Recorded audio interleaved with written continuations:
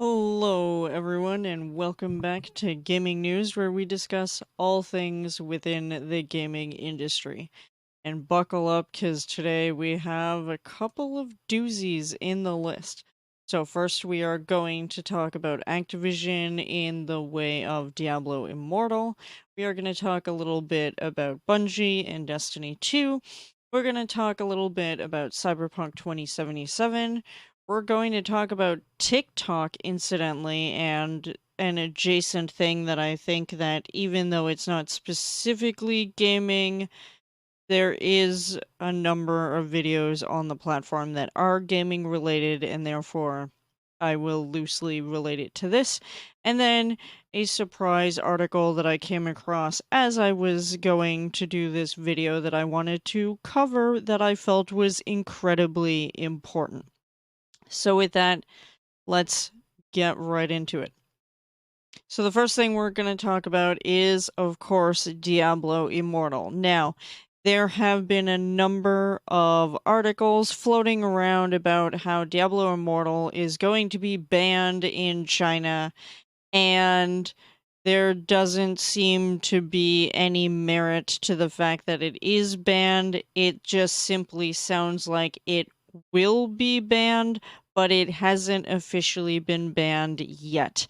And here I have a WinGG article to talk about why, and then I'm going to get into a bit of a deeper sort of understanding as to what I think is happening here. So first, we look at this WinGG article saying that Diablo Immortal may not release in China, and here's what we know. So, Blizzard's controversial new mobile game Diablo Immortal has seen further delays to its Chinese launch, causing many fans to wonder what's actually happening and if the game will ever launch in China. After a tumultuous release in North America, potential pay to win mobile game Diablo Immortal was set to release in China. I believe that was supposed to be on the 23rd of June. But Diablo Immortal's launch was postponed after the game's official Weibo account called Chinese leader, I'm not even going to say that, Winnie the Pooh. And because of that, they're now in trouble because the comparison between the Chinese leader and Winnie the Pooh have been condemned by the Chinese government in the past, leading to various media and gaming bans. So, this is potentially one of the reasons why it is not going to make it into Chinese market. I mean, if you're going to talk shit about the government in any way and in most countries, while it may not be to the extreme that China has, they have strict rules about what you can and can't say. In fact, there are strict rules, as far as I understand, for a multitude of things that are acceptable or that are at least in force in China that may not be the case for the rest of the world. And that is entirely up to them and their government system and their own people as to what is allowable and not allowable. Just think of if your leadership is being mocked by others, how you would feel and how you would take it. Are you going to stop people from talking about it? Are you going to go the route of freedom of speech and media, and therefore you're going to put stuff out there, but you're still going to be censored, or your videos are going to be shoved on the sidelines or like pushed down to the bottom of the pile? Like, just because other countries don't have such strict rulings as maybe something like China doesn't mean that rules like this don't exist in other places. So just contemplate that for a minute.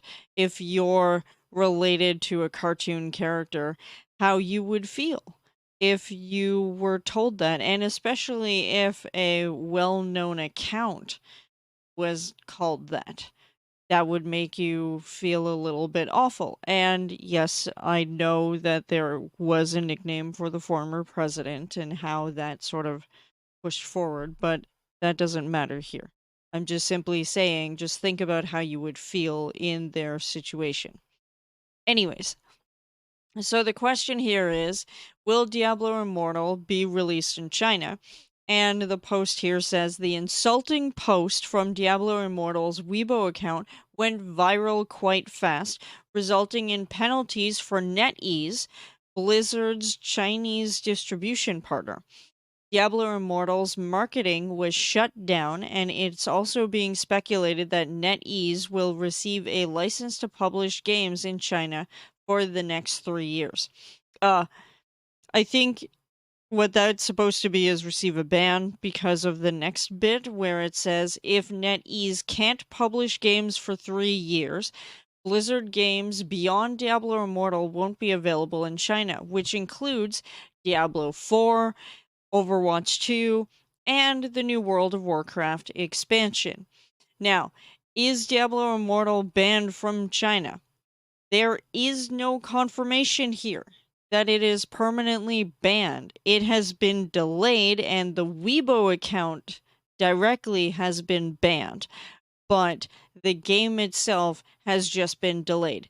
Now, here's the thing. NetEase has been the source of a large amount of issues, controversies, commentary, whatever you want to call it, criticism even, over the years about their business practices, etc. And if you go and take a look, that they're kind of not the only gaming company that is struggling right now. First, consider that My Time at Sandrock, I believe also created by a Chinese company, went through hell to get their game finally to market. It was delayed for quite some time before that game was finally given license to be sold in China. And it was the licensing that held it back, not other issues from my understanding. They're, again, not the only ones. If you take a look at this Reuters article from June the 7th, you can see that China issued 60 new video game licenses, but none for Tencent or NetEase, which means that there is a crap ton of games that have not been given license to be sold in China. It's not just Diablo Immortal because of loot boxes or pay to win or anything like that. It's because the Chinese government has certain laws about what they will and won't accept. Plus, they also have strict legislation as to how much time children are allowed to spend on the computer for video gaming and other things. This is actual law, meaning that China has to go through and individually license all of these games and determine whether or not they're localized and proper for their country. It is completely their choice. And I believe that the reason why Diablo Immortal is delayed is not because of well, it might have something to do with the pay to win aspect, etc. But I don't believe that that was the only thing that was going on when it comes to this particular case. It might just simply be that Blizzard has a partnership with NetEase.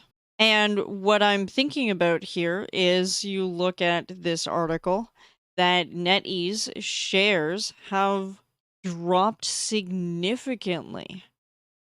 And this is happening, of course, at the same time that Diablo Immortal is postponed for sale in China. It's just not out right now.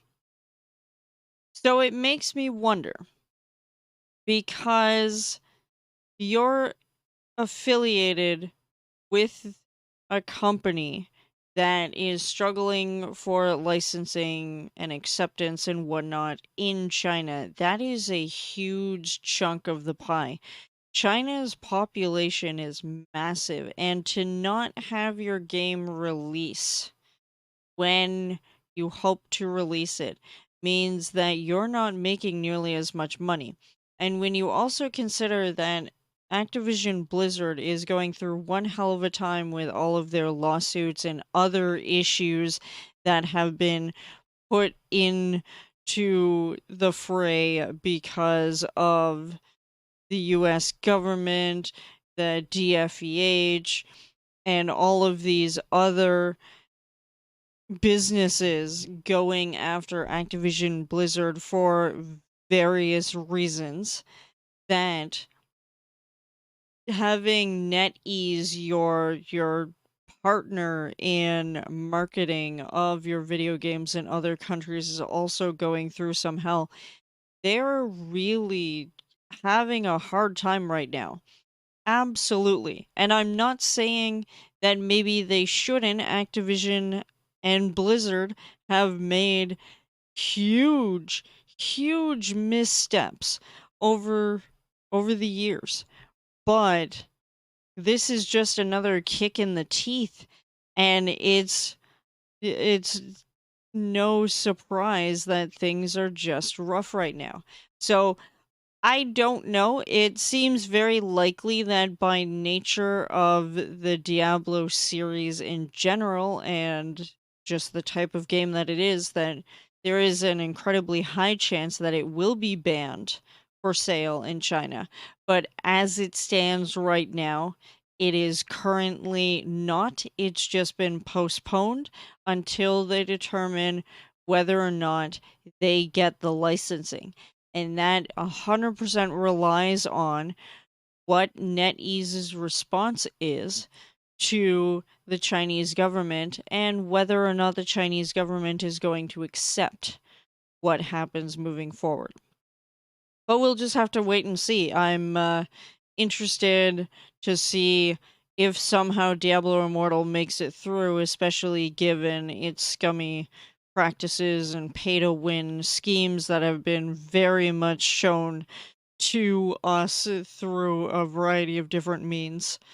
I have suspicions that Diablo Immortal will just be banned, but on the off chance that it gets let through, I would be very interested to see the reasoning behind that. Next up, we are going to talk about Destiny 2. Now, earlier in the week, I came across this particular article by Paul Tassi giving an opinion about the Season of the Haunted and how he's feeling about the state of Destiny 2 right now. Now, if any of you have read my article, my review about Destiny 2's The Witch Queen, I have to say that some of the points that Paul Tassi brings up in this article are very much true, very much how I'm feeling as well. And in fact, it makes me think that a good amount of the community is also feeling the same thing. It's harder to find Sherpa groups. It's harder to get people to go and do stuff beyond the one day login, go do the next story step, do a bunch of things, full ham it in like a day, and then go off to play something else. And it has been happening more and more in this season as the weeks continue to move forward. And I'm really questioning whether or not people are going to log in to do Grandmaster Nightfalls. But he breaks it down to a couple of different issues. First, we have the revamped and tainted version of the Leviathan, which was an incredibly celebrated and well-loved raid that people enjoyed doing. The state of the game was very much different than it is currently. And in this new revamped version of the Leviathan, you have this thing called containment. Now, this is a public event that you can do that a lot of the seasonal quests, the weekly seasonal quests, revolve around doing this one activity to death. You are beating it into the ground and spitting on it and stomping on it, and then you're burning it, and then you're blowing the ashes into lava. It is not a good situation. You're giving us one activity that has no nuance to it. There is no difference to it except you get a different boss each week. Whoopee. You're not even doing it in the other zones of the Leviathan. You're doing it in one area, and that's it. If I didn't know Leviathan before Season of the Haunted, I do now. I know the nooks and crannies, all of the strange things to go with it. It is just a thing. Now, you have weapon farming, which they brought back some of our favorite weapons. Ostringer, Beloved, Callus Mini Tool. These are all fantastic weapons that you can farm for rolls. And you can farm for getting the deep sight so that you can craft it and have whatever perks you want on the weapon. Which sounds great, except the Leviathan is the only place that you can do that. And you need 5 of them to be deep sight, to calibrate, in order to craft the weapon. Well, RNG hates us all. It took me 2.5 days to even get 1 drop of Ostringer when the season first dropped. I got 1,001 Beloved, and now I can't get Beloved to drop at all. But never mind that fact. Can we get red borders? Now, Bungie has addressed this, and they have said they're going to tweak it and try and make it a little more accessible, a little more available, but the fact remains is we still have to run around on only the Leviathan to get these weapons. It's something that I didn't like in Witch Queen, was to do Wellspring to death until you get the 3 to 5 red border weapon of the weapon that you needed to complete that seasonal challenge. You're not helping. You're not helping. Stop giving us one activity to do to death. Give us the option to get these things in the regular drop pool. Even if you say go and do a bunch of strikes, or you can potentially get it through Gambit, I don't care. Maybe do it through Crucible. Again, give us options. Stop telling us to do one goddamn activity in the game. Secondly, a point he brings up is the Leviathan is underused. Again, I agree. There are so many little extra sections that you could have done a bunch of different things in Tide Triumphs or hidden lore or whatever, and instead, the lore and the fun little things we get are in the weekly Sever missions, which is fine. I enjoy the Sever missions, it's part of the story. And it's great to incentivize doing it, but there's very little that you get in the rest of the Leviathan. And it doesn't really open up into other things. And there's a couple of cute little secrets, but most people have already found all of those and done all of them. But forcing us to do the one activity in the one area of the Leviathan just feels like a disservice, and I don't know why that you've done it that way.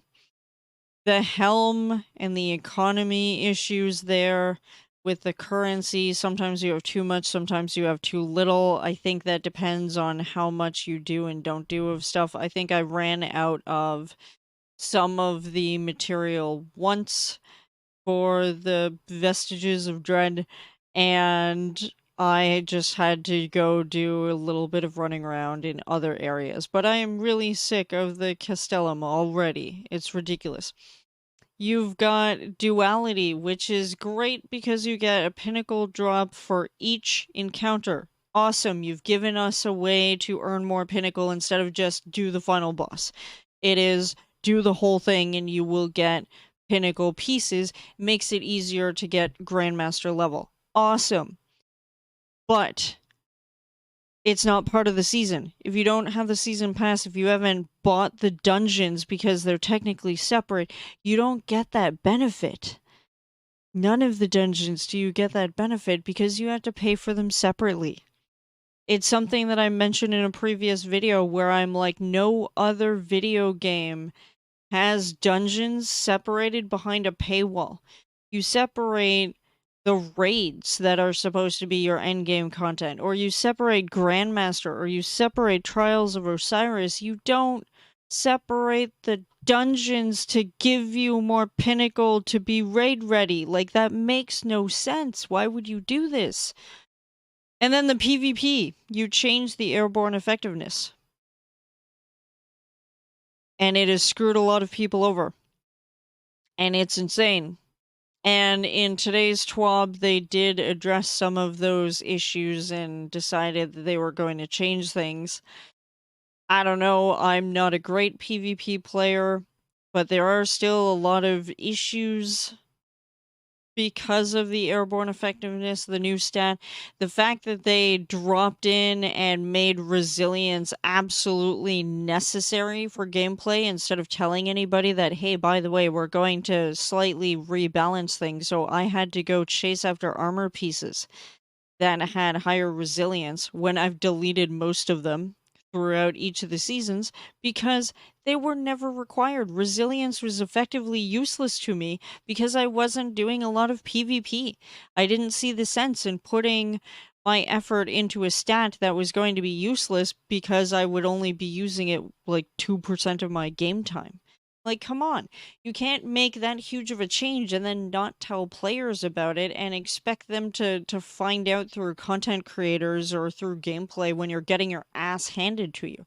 It just doesn't feel fun right now in Season of the Haunted. Even myself as a dedicated Destiny player goes in, does the story, does as much of the seasonal content as possible in one sitting, and then go off to a different game because there is nothing for me to do.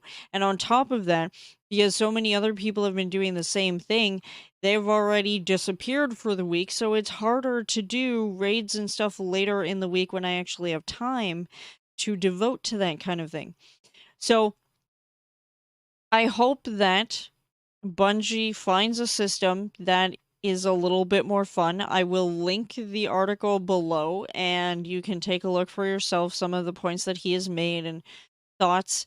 I am very much in agreement with a number of different things that he have mentioned, and I'm hoping that next season is going to be more interesting because right now it's boring. People have often talked about Outriders being a possible Destiny killer, quote unquote, because everything is the Destiny killer. But moving right along, what are your thoughts on Destiny 2's Season of the Haunted, assuming that you play? What is the sense that you get? What do you feel maybe is contributing to the problem of the game? I'm really interested to hear all of your thoughts on that particular topic. Next, we're going to talk about Cyberpunk 2077. And there have been a number of articles and theories floating around about why did the initial launch of 2077 just fail down the stairs? Well, there's a couple of things. One, I have heard, and I cannot say if this is true or not, but I have heard that other people who did game reviews, who were given the code ahead of time, ahead of launch, that they were not allowed to use their own game footage, their own screenshots. They had to use any of the footage that was provided to them. And secondly, I also heard that many of these reviewers were basically told that they have to give the thing a good rating. Now, I have a couple of thoughts about that. First of all, most of the time for the last 5 years or so that I've been doing game reviews, generally indie game reviews, but even the ones that came from bigger studios, AA or AAA studios, those games, not once was I ever told what I was supposed to say in my review. Most of the time, it has been a case of, we understand your criticisms and see why that would be a problem. Either we are going to fix those in future patches, or we have already addressed some of those issues. We would like you to take a look at it again when the patch releases so that you can have an updated version. I did one game review for City of Gangsters, for example, where the whole map was like black, white, and gray. It didn't seem to have any definition or any real art style to it. It almost looked like the outline of buildings, and that was pretty much it. There was no windows or doors or lighting or anything like that. It just looked flat. And when the review went out, the developers reached out to us and said, "Oh, that seems to be an issue specifically for users who are playing the game on AMD cards. And since every other reviewer did not have an AMD, they had an NVIDIA card, they didn't have that problem. It wasn't until my review went out that they were like, oh, we're gonna fix that because we didn't know that was a problem." So it's things like that. Generally speaking, developers don't want you to say our game is amazing. I mean, yes, it would be great if the game is critically acclaimed, but really they want to see the full experience of how people interpret their game and the type of things that they do and don't look for. No review is created equal. And at no point do I say that my 10 out of 10 means it's perfect at all. It's subjective. My 10 out of 10, for example, I give Battletech a 10 out of 10. Why? I had 0 issues with the game. It was exactly what I was looking for. It was a fun experience, and I absolutely love Battletech, which was a surprise to certain people, but everybody else that did a review on that game, I think gave it an average of a 7 out of 10, because their games were buggy, because what they were looking for in the game was different. The idea about the tactics or whatever they took issue with. No reviewer is going to have the same perspective on things. And I wasn't hailed, as a god or anything for giving the game a 10 out of 10 from a small indie website. This doesn't happen. And Cyberpunk was unduly criticized because of bugs and massive issues. And what I said was, the game is amazing. The problem isn't necessarily the bugs itself. The problem is if your main story quest is broken, you screwed up. That is where I take issue. If the graphics are weird and you've got people T-posing and you've got cars doing weird shit, that's fine. That'll get fixed. It's not a big deal. Your main story quest, however, is kind of the thrust. If that's broken, now we have a conversation about you screwed something up. Now you can criticize the game, but a lot of the issues that people gave it were not necessarily the same thing. In terms of graphics and bugs, I'm not going to talk about representation because that's a whole other conversation. But here is this article from PC Games talking about Cyberpunk 2077 QA studio disputes claims it misled CD Projekt Red. Now, this is interesting because it started with Upper Echelon Gamers publishing a video where they got a hold of a whistleblower that claimed that 2077's bugs were the result of various practices at Quantic Labs, a studio that was hired by CD Projekt Red to oversee quality assurance on its 2020 sci-fi RPG. After being contacted by PC Games Network, Quantic Labs has now issued an official response to the claims, describing some of the statements made in the original video as incorrect.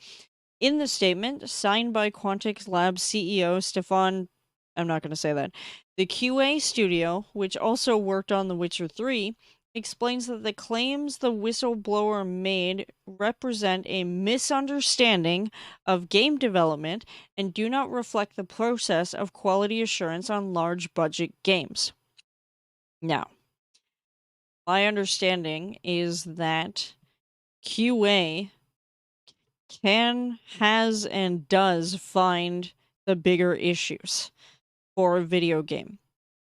It boils down to the process, the administrative process of you file the report, you explain what the bug is, and then other people in the company determine which bugs are the critical ones that are going to destroy gameplay and fix those first before they start addressing the smaller issues.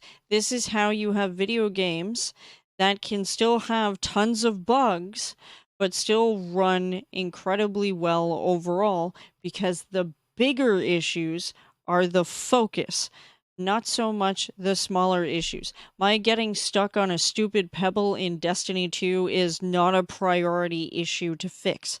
It's a stupid pebble, and it doesn't happen to every character, or most people don't make a huge fuss out of it. Big deal, move on to the next thing. Also, they may not be able to fix that anyways. But making a claim like this, saying that the QA company lied to CD Projekt Red, is a little bit weird and off-putting to me. Paul Tassi also talks about this, saying that the company was lied to by the QA company. And in the 72-page document that was sent by the whistleblower to upper echelon gamers, said a couple of allegations were kind of the focus of what happened here.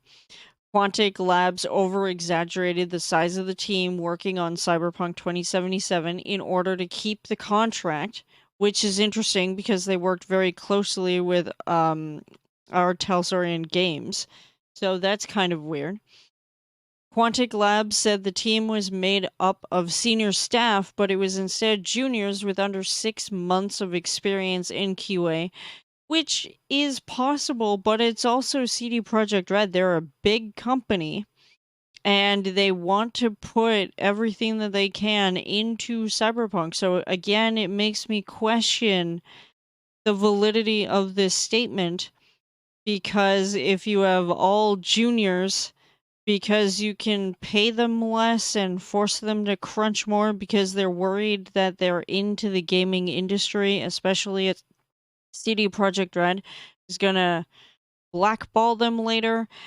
I mean, I suppose it's plausible, but why would you put all of your eggs in that basket, given how much this game was anticipated? Again, I'm kind of questioning things. And then third, that Quantic Labs had a daily quota of reported bugs, which led CD Projekt Red getting thousands of relatively pointless bug reports from the testers, which took up a lot of time and caused game-breaking issues to not be found or prioritized. Again, that also sounds very strange to me. I mean, yes, there are going to be pointless bugs that you're going to look for, and if you have a lot of those pointless bugs, that yes, it could potentially bog things down. But the rest of the company, there are certain people who would oversee the entire project and take a look at some of those bugs and say, none of these are relevant. I'm assuming there were some senior persons to take a look at this list and go, yeah, no, we're gonna ignore those, because otherwise it just doesn't make sense. Now, this article was updated. Legacy Killer speaks to his own CD Projekt Red sources, says Quantic Labs' role in the game's state at launch is being overstated here, and much of it falls to CD Projekt Red's mismanagement, the prevailing idea before all of this. And he says that one developer told me, we knew about the bugs that people were complaining about. This was not something that was unknown to us. but we did not have the time to focus on it. We were crunching like crazy, so we were paper thin at the end.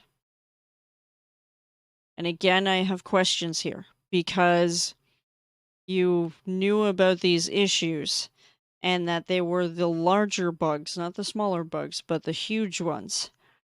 But you were working on something else, like you were focused on something else. And now I'm wondering if maybe the people who were doing the QA testing were also working on other aspects of the game, and that is why it potentially fell short.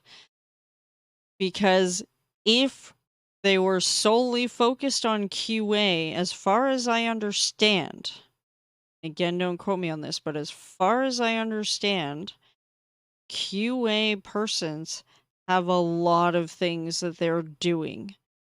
A lot of bug fixing, a lot of reporting, a lot of repeating the same thing to reproduce that bug in order to determine that yes, it's a bug and wasn't just a one-time fluke.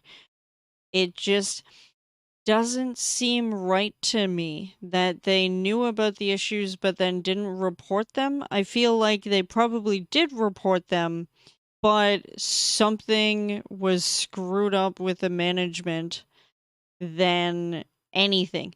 And that doesn't mean that the story or the game itself is bad. It just means that when QA isn't done properly, it is more obvious to gamers than if QA is done properly, where you don't see any bugs, and then people forget that QA even exists. So you've got to think about it in these terms. And I'm curious to see what becomes of this and what all happened, because we did previously have a lengthy video about the fall of Anthem and why it did not do well, and that was because of a multitude of missteps by the company, by the execs, by basically everybody involved in that project. And so now I'm kind of curious to see what contributed to that, because again, I don't feel like game reviewers were told you have to say all good things about our game, because a couple of days after lunch, a whole bunch of people released updated reviews dropping their rating from such a high amount to such a low amount. And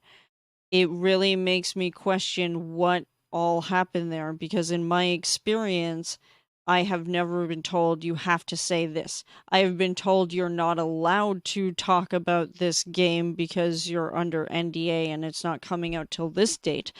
But they don't specifically say you have to give us a good rating. You have to do this. And this is why I'm questioning things about these particular articles. But that's just my thought. I'm curious to see what you guys think about CD Projekt Red and Cyberpunk 2077. If you have more information about that, please let me know. If I'm incorrect about something regarding the process of QA, definitely please let me know. I am always willing to learn more about the game development process because I'm not a game developer. I don't know everything. These are just my thoughts and assumptions. Anyways, next we're going to talk about TikTok. Very briefly, TikTok is under fire by an FCC commissioner, as reported by Game Rant here. Since TikTok's release in 2016, the social media platform has courted controversy in equal amounts to its increasing popularity.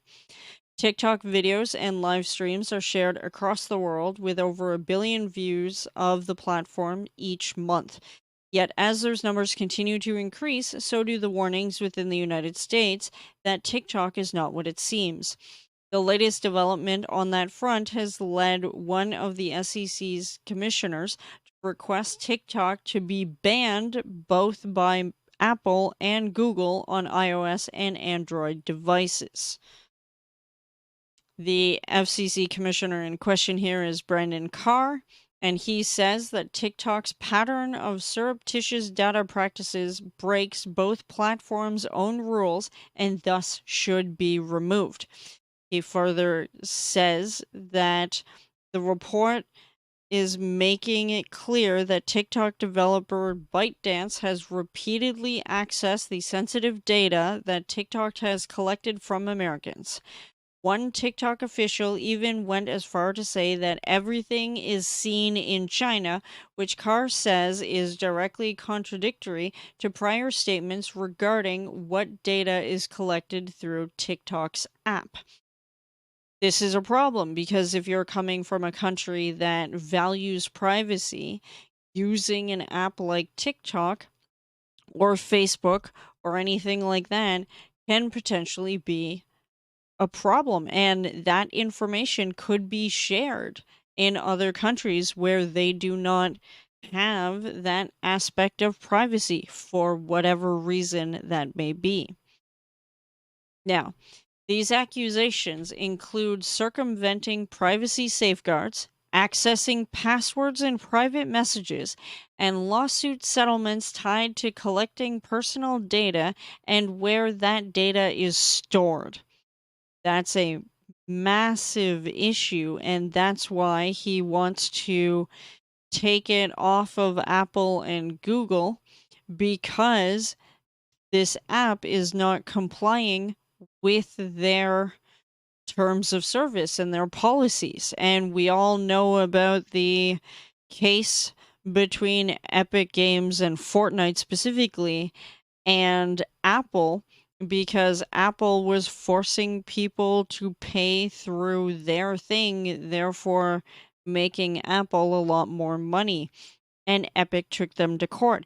Regardless of what you believe from that, it goes to show you that privacy and monetary gains and personal information, etc., have policies revolving around those specific things that you may or may not agree with. And there are some of us that appreciate privacy over access to our information, especially if it's in a different country. So, at the end of this article, they state that this is not unique to TikTok. Similar accusations have been made against Facebook, Twitter, YouTube, and other social media platforms to varying degrees. If Brendan Carr believes collecting data is a bannable offense on iOS and Android, then TikTok isn't the only app that Apple and Google would have to ban. And I find it interesting because that's not an incorrect statement. If you're worried about the privacy of something like TikTok, then you should also worry about Facebook and YouTube and Twitter, and also just citizens in general who will give out personal data without realizing that they're doing it. But in that case, it's also they're doing it of their own volition as opposed to information being dug out by bots and data scrubbing things to give that information to other countries. And again, it wouldn't matter if it was China or Australia or Finland or wherever you want to put it. The issue is still the same. You are taking information from people and freely distributing it without their knowledge. And that is really what is at the heart of this, in my opinion, than just, well, if you ban one thing, then you must also ban the others. So I'm curious to see what you think about that. And we're going to move on to the last topic. So the bonus thing that I would like to talk about is just something very quickly that came across my feed. I know today is a particularly long video, but I had a lot to say. There is an article that I came across on IGN as of the 30th of June, and that is that Return to Monkey Island director will no longer post about the game due to online abuse. So, Return to Monkey Island director Ron Gilbert will no longer talk about the game online due to the amount of abuse he's received, particularly about its new art style. As reported by Video Games Chronicle, Gilbert said on his personal blog, the entirety of which has now been shut down, that the joy of sharing has been driven from me, and it isn't the first time that the developer has been forced to defend the game following fan backlash. Now, all I really want to say about this is stop it. Stop doing this, gamers. I understand that when the Sonic movie was coming out, that a lot of people ripped on the art style of the movie and they completely redid it and then released it to the public because of the outcry. But Monkey Island is a game that has a couple of different installments in the franchise. It has developed. Can you imagine saying the same thing about something like, oh, I don't know, Tomb Raider? Mass Effect? Sure, there's only 3, but that doesn't matter. Take any game that has multiple installments. Can you imagine? Well, because you've updated and changed the style of the game, I no longer like it. Come on! Technology changes, graphic direction changes, people want to do things differently. This was something that he really wanted to do. It was his choice to change that art style. It was approved, it was loved. He wouldn't have been hired otherwise. And you guys are going to complain because it doesn't look the same as Monkey Island 1 and 2? Come on! When did those games come out? Honestly, technology has advanced so far that it's ridiculous to say that because the art style isn't the same, like, stop it. Stop giving people one heck of a time just because you have some idealized way that the game should look. It's ridiculous.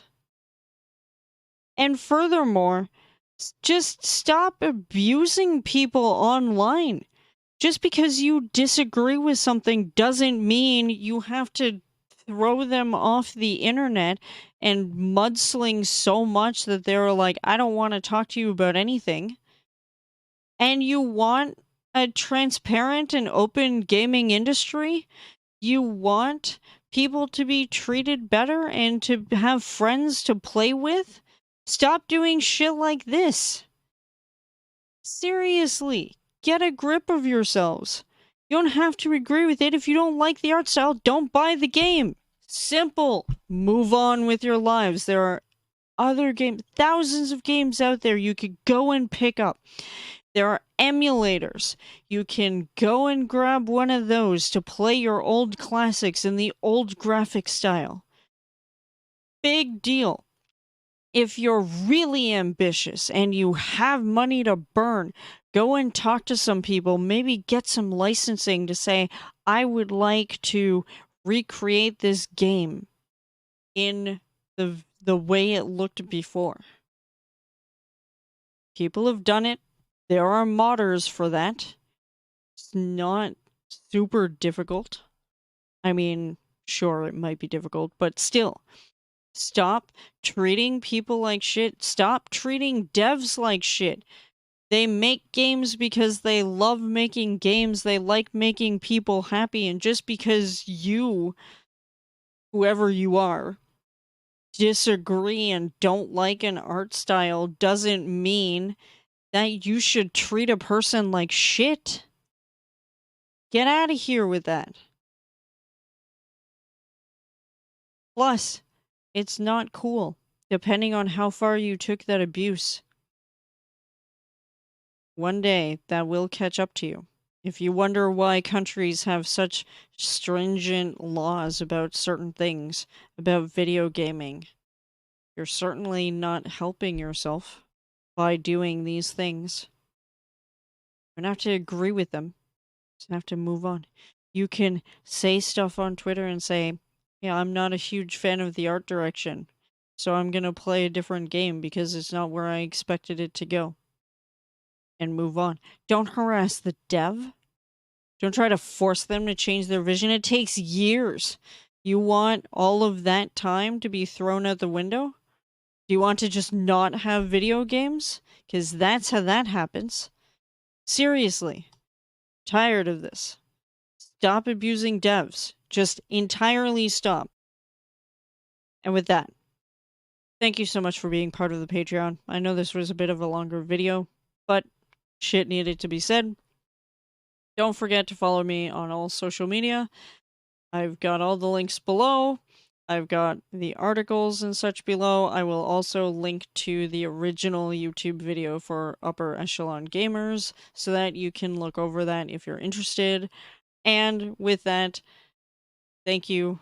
You guys are fantastic.